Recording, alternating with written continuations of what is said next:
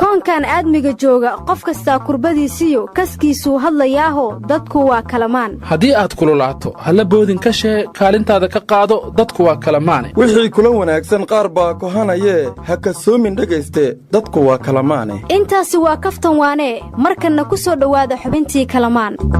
arooy saaheedeen waa nabad waay nabad war saahayden anigu wuxuu la jeedaanu kan garan maayee muxuu buusa bixinayaa walaadhahaya aan idin waale hayadhaha madaxweynaha jamhuuriyadda federaalka Soomaaliya safar shaqo oo uu ku tagayo gobollo badan oo dalka uga bilowday maanta Garoowe afayeenka madaxtooyaduna wuxuu yiri safarka madaxweynuhu waa nolol iyo nabad war niman yahaabo aniga aan idin waale hayadhaha Puntland waxay dhahday anaka waxaan nahay hooyadii federaalka madaxweynaha safarkiisa waa nagala soo daahay war anaka dooni mayna way yiraahdeen madaxweynaha safarkiisa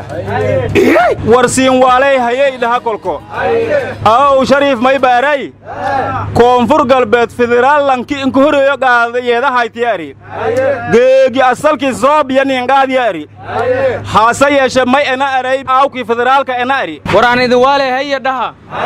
galmudug waxay tiri waa ka soo horjeednaa heshiiskii dhex maray xaaf iyo sheekh shaakir waxayna dhaheen waxa ayna ahayd in dagaal lagu kala baxo oo inta xalaashaha soo harto inta xaraantaahuna daaqada ka baxdo idin waale hayadhaha horta dagaal khayray ma aha khori afkiisa diin wax lagu xalli lahay qoolna wixii adduunkan joogaan beledkan waa qasaani lahay marka dagaal la iska dhaafo dhiwaata way walaa waran waale hayadhaha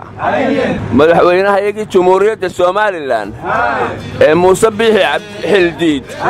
halku safarkiisii koowaad oo Addis Ababa ka aadi lahaa ayuu wuxuu aaday Djibouti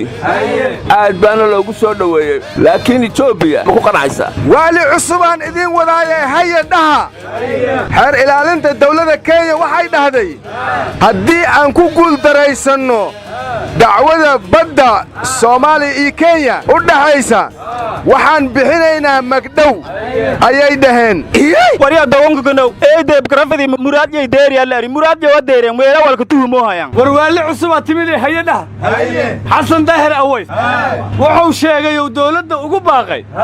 in mucaaradka faraha badan mucaaradnimadu inaysan ahayn wax fiican mucaaradkuna uusan fiicnayn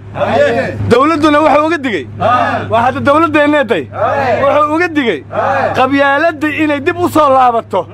waa wax dalkan burburiyo dhibaatada heerkan ishan wax noo yeelo waa qabyaaladu yiri dib dambeeyay noogu soo laabanoo yiri qabyaalada xasan daahir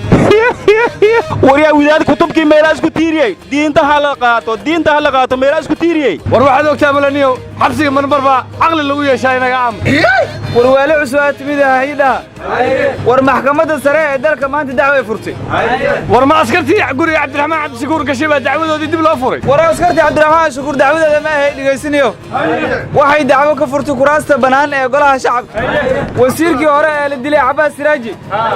iyo taliyina wasuud ee Sambalosh war Sambalosh kursigiisa oo soo socday beenta naga daa war ani warsiin sheege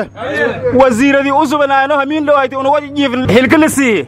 geega la dhaariyay waygu tallaahi waygu billaahi waygu tallaahi waygu wallaahi walaalas daw marsiyay ada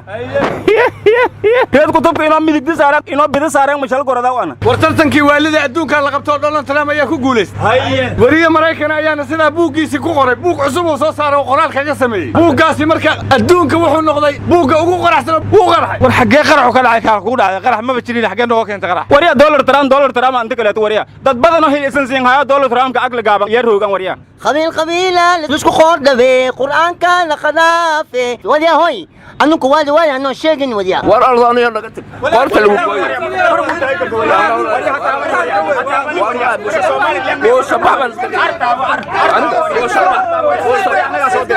anaga soo dirnay ma taaba kartid